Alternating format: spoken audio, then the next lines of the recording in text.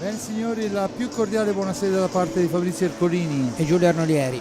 Ben ritrovati, si gioca questa sera il recupero della sesta giornata per quanto riguarda l'hockey su pista Serie A1, campionato 2022-2023. Si affrontano qua al Pala Hockey di Forte dei Marmi, il Centro Porsche Firenze, Versilia Hockey Forte dei Marmi contro l'Hockey Valdagno. Ancora Ambrosio, su di lui è Boragan, ma la sfera è per Compagno, il tiro di Compagno che cerca di indirizzarlo sul 7 lontano, poi con l'aiuto della sponda ancora Compagno, siamo dunque riconquista ai secondi, ancora il Forte Marmi che torna in avanti e dentro!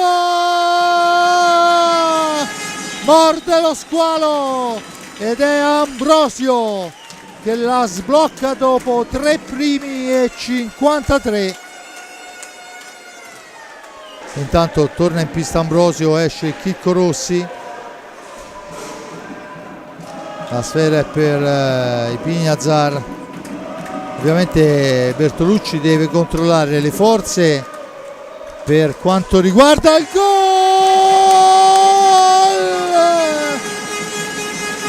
l'accoppiata Compagno, Ambrosio morde lo squalo e sono 2-0.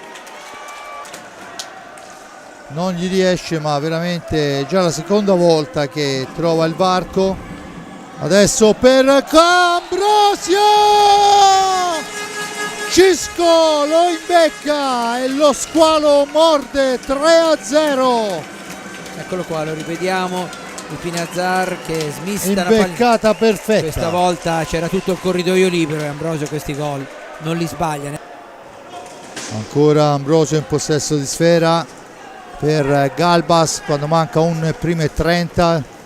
Il Pinazar attaccato per Compagno, Compagno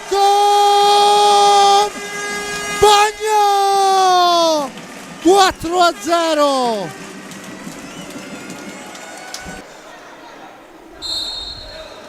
Battuta la serie per Compagno, Rossi, Compagno ancora, la domestica.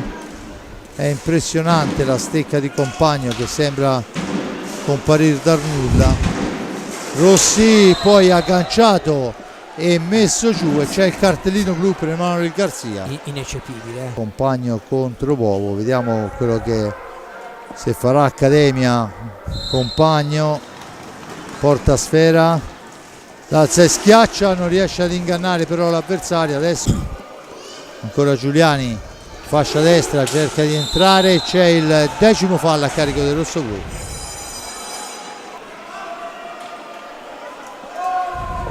Dunque due specialisti, il giovane argentino Giuliano Giuliani contro il portiere della nazionale Riccardo Motaran.